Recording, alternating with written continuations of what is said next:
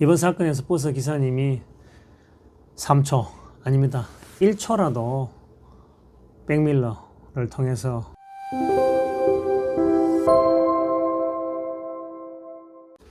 안녕하십니까. 알아두면 덕분에 쉬운 법률 이야기 짱배원 장성규입니다.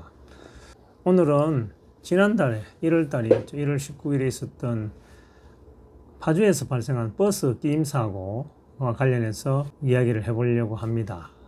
참으로 안타깝고 눈물 나는 소식이었습니다. 유족들은 청와대 게시판에 글을 올려서 버스 기사를 엄벌에 처해달라 그래서 최근에 확인해 보니까 3만 명이 동의하셨던데 그 내용은 여러분 다 아실 겁니다.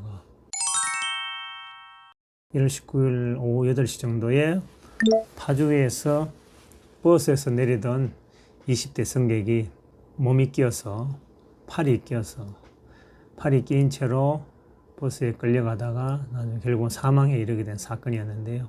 그 사건과 관련해서 우선은 고인이 되신 분께 명복을 빕니다. 우리들은 종종 그 버스 끼임 사고 같은 것에 대해서 기사를 통해서 많이 보게 되죠. 저도 기사를 보면서 깜짝 놀랐는데 당시에 그 버스 기사님이 1초만이라도 한 번 더 주의를 기울여 줬다면 버스 오른편에 있는 백미러인가요? 백미러를 한 번만 더 쳐다보고 승객이 안전하게 하차해서 인도에 올라섰는지 여부만 확인했더라도 이런 안타까운 이야기를 안 해도 될 것 같은 생각이 듭니다. 그죠? 처음에 이 사건 관련해서 사고 원인은 롱패딩이 끼었다는 이런 이야기도 있었어요. 근데 사안의 핵심은 그건 아니죠. 롱패딩이 버스 문에 끼었던 또 팔이 끼었던 그 문제가 아니죠. 버스 기사의 부주의로 사람이 사망에 이르렀다는 것이 이 사건의 쟁점이죠. 핵심이고. 이렇게 교통사고가 나는 경우에 운전자의 처벌의 특례를 정한 법이 있죠. 우리나라에는 교통사고 처리 특례법입니다. 그 법에 의하더라도 이 버스 운전기사의 그 행위는 명백한 업무상 가실 또는 중과실입니다. 버스 기사가 승객이 안전하게 내린 걸 확인하고 출발했다라고 주장하지만 전후 사정을 볼 때 이것은 명백한 운전자의 부주의다 이렇게 볼 수밖에 없고요. 그래서 교통사고 처리 특례법은 이러한 경우에 차의 운전으로 사람이 사망하게 된 경우에 5년 이하의 금고 또는 2천만 원 이하의 벌금에 처하죠. 또 이러한 사안 같은 경우는 과실 자체가 너무나 명백하고 중과실에 해당해서 양형 기준도 양형위원회에서 정한 양형 기준에 따르더라도 피해자 측과의 합의가 되지 않는다면 최소 1년에서 약 2년 정도의 실형이 선고되지 않을까 그렇게 예상되는 사안입니다. 제가 이번 사고를 보면서 이와 관련된 법률 이야기를 해드리려고 마음을 먹으면서 좀 곰곰이 생각해 보니까 저희들 대부분은 대중교통을 많이 이용합니다. 그렇죠? 자가용 이용하는 사람도 있습니다만 자가용 운전에서도 사고 가능성이 있죠. 부주의, 주의의무 위반으로. 근데 대중교통 경우에는 그야말로 시민의 발입니다. 시민의 발에 해당하는 대중교통, 버스라든지 전철이라든지 이런 대중교통 수단이 안전이 확보되지 않는다면 저희들이 무엇을 믿고 어떻게 편하게 그 대중교통을 이용하겠습니까? 또 대중교통 이용하는 사람들은 어떻게 보면 도로의 교통 상황을 복잡한 이런 부분 또 그다음에 매연, 공해 이런 유발하는 행위들을 줄이는 데 동참하고 있는 사람들을 볼 수 있거든요. 어떤 면에서는 자연환경을 보호하고 대기오염 방지를 위한 조그마한 노력들을 하고 있는 사람이라고 여겨지거든요. 그런데 거기에서 안전이 확보되지 않는다. 과연 대중교통을 이용할 수 있을까요? 이번 사건에서 버스 기사님이 3초, 아닙니다. 1초라도 백밀러를 통해서 승객이 안전하게 하차했는지 여부를 한 번만 더 확인해 줬더라면 참 안타깝습니다.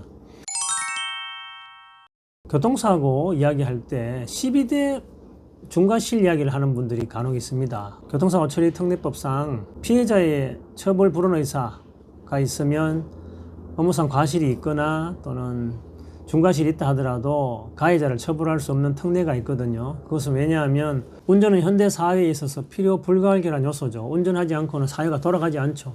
그래서 운전자를 일부 보호한다는 차원에서 과실이나 업무상 과실이나 중과실로 피해가 발생했다 하더라도 피해자가 처벌을 원하지 아니하면 처벌하지 않도록 하는 특례 조항이 있습니다. 그런데 그럼에도 불구하고 12개 주요 항목 중과실에 해당하면 피해자의 처벌 불허는 의사가 있다 하더라도 형사적으로 처벌할 수 있는 그것이 바로 이제 12대 주요 항목인데요. 예를 들면 뭐 횡단보도에서의 사고, 또 신호 위반 사고, 중앙선 침범 사고, 또 음주운전, 무면허 운전 사고, 또 어린이 보호구역에서 어린이 보호 의무 위반해서 사고를 일으킨 경우에, 이런 경우에는 피해자가 처벌하지 원하지 않다 하더라도 형사 사건화 되죠. 그런데 이 사건에서 또 문제가 될 수 있는 거는 이제 과연 추락 방지 의무 위반은 아니냐, 이런 이야기가 나올 수 있어요. 도로교통법 39조에는 추락 방지 의무에 관한 규정을 두고 있는데요. 차의 운전자는 타고 내리는 사람이 떨어지지 않도록, 추락하지 않도록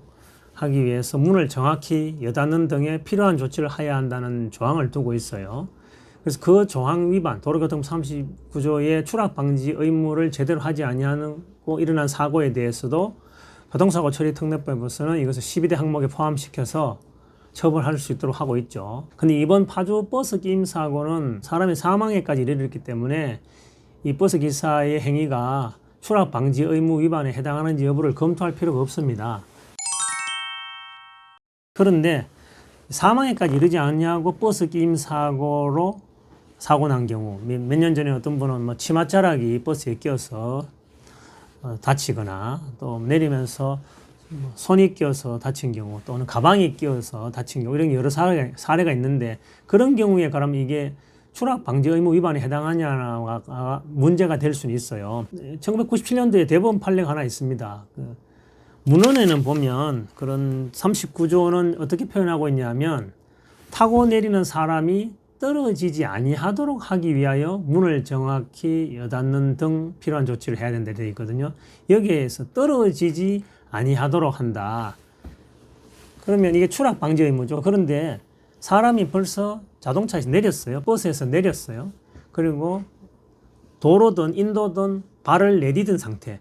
그 상태에 과연 그런 경우에 버스 끼임 사고 난 경우에 이게 추락 방지 의무 위반에 해당하느냐 여부가 문제됐던 사안이 있었습니다. 그와 관련해서 대법원에서는 뭐라고 판단을 했냐면, 사람이 떨어지지 아니하도록 하기 위하여 필요한 조치를 하여야 의무 포함되는지 여부와 관련해서 승객이 차에서 내려서 도로상에 발을 딛고 선 뒤에 일어난 사고, 이 사고는 추락 방지 의무에 위반된 사고가 아니다라고 판단했습니다. 대법원이 왜 그러한 판단을 했냐면 재형법정주의의 결과물입니다.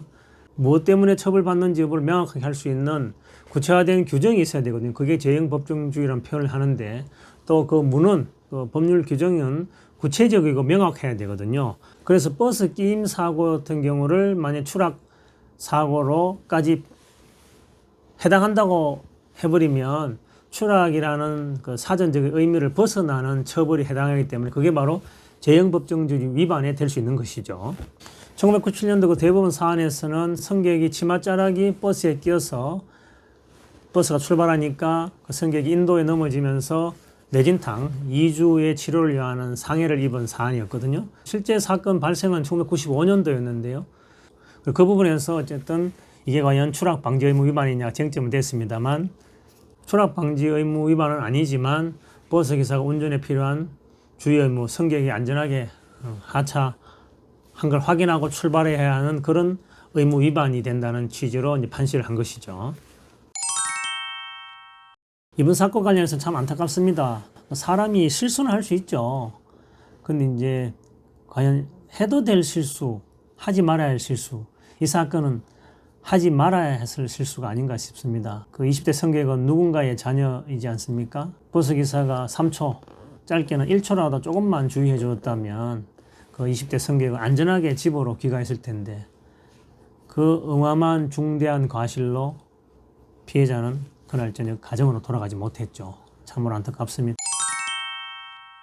이 사건을 보면서 제가 느낀 것은, 좀 개선돼야 된다고 생각하고 있는 것은, 사람의 안전을 확보할 수 있는 기계장치, 예를 들어서 무언가가 문에 끼었을 때 버스 자체가 출발을 안 하게 한다거나, 아니면 문 자체가 다시 바로 즉시 열리게 한다거나, 이런 장치들이 필요하지 않느냐. 그리고 가장 중요한 것이 사람의 생명 아닐까요? 이렇게 사망사고가 일어난 경우에는 양형 기준을 올렸으라도 엄하게 처벌해야 될 것 같습니다. 모든 운전자들이 좀 경각심을 가져야 되지 않느냐. 그다음에 이런 경우에 또 이제 버스 운수 종사자, 기사뿐만 아니라 회사 관계인, 운수업체 대표 이런 분들도 이런 사망사고에 이르게 된 경우에는 같이 연대해서 책임을 져야 되지 않느냐 이런 생각도 개인적으로 해봅니다. 물론 운전자에 대한 예방 교육이라든지 또 버스 기사님들에게 처우도 좋아야 되겠죠. 뭐 배차 시간에 쫓겨서 문을 닫자마자 마구 출발해버린 이런 모습은 우리가 간혹 볼 수 있죠. 저도 종종 버스를 이용합니다만 제가 내리기도 전에 버스 문이 닫힌다는 신호가 들리기도 하고 그런 경우는 심장이 막 벌컥벌컥 뛰거든요. 아마 그때는 버스 기사님이 문을 닫았나 봐요. 닫으면 내리는 과정에도 경보음이 삐삐 나던데 그런 경우에 과연 사람이 당황해서 또 헛디딜 수도 있고 뭐 그런 경험을 해본 저로서도 버스 기사님들이 조금만 더 여유를 가져줬으면 좋겠다는 생각을 합니다. 오늘도 마무리 멘트는 하고 마치겠습니다. 아무리 바쁘더라도 아무리 시간에 쫓기더라도 그보다 더 중요한 것은 사람의 생명입니다. 운전자의 1초의 여유가 사람의 생명을 지킬 수 있습니다. 알아두는 덕분에 쉬운 법률 이야기 짱변 장성규였습니다.